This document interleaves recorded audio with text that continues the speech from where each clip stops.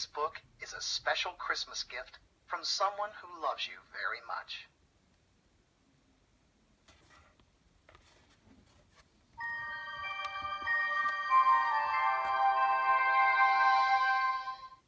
"'Twas the night before Christmas, when all through the house not a creature was stirring, not even Connor and Colin. The stockings were hung by the chimney with care, in hopes that St. Nicholas soon would be there. The children were nestled all snug in their beds, while visions of sugar plums danced in their heads, and Grandma Bobbi was in her kerchief and in her cap, and had just settled down for a long winter's nap.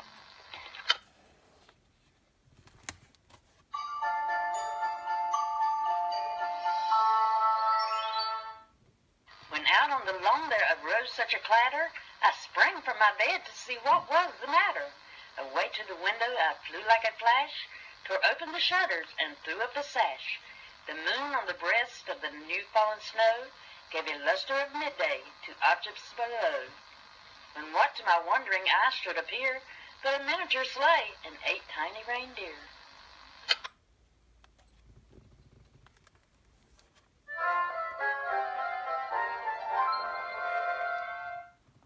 With a little old driver so lively and quick, I knew in a moment it must be St. Nick. More rapid than eagles, his coursers they came, and he whistled and shouted and called them by name. Now Dasher, now Dancer, now Prancer and Vixen, on Comet, on Cupid, on Donder, and Winnie. To the top of the porch, to the top of the wall, now dash away, dash away, dash away all.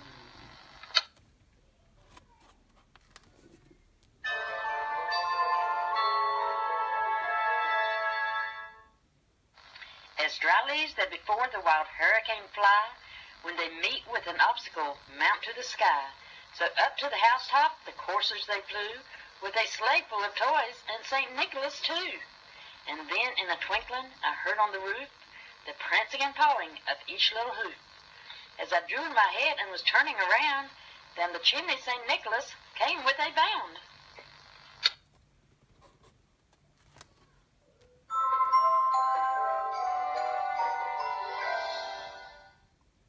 He was dressed all in fur from his head to his foot, and his clothes were all tarnished with ashes and soot. A bundle of toys he had flung on his back, and he looked like a peddler just opening his pack. His eyes how they twinkled, his dimples how merry, his cheeks were like roses, his nose like a cherry.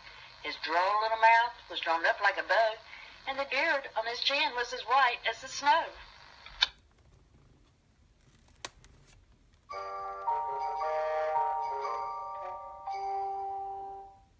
The stump of a pipe he held tight in his teeth, and the smoke it encircled his head like a wreath. He had a broad face and a little round belly that shook when he laughed like a bowl full of jelly. He was chubby and plump, a right jolly old elf, and I laughed when I saw him in spite of myself. A wink of his eye and a twist of his head soon led me to know I had nothing to dread.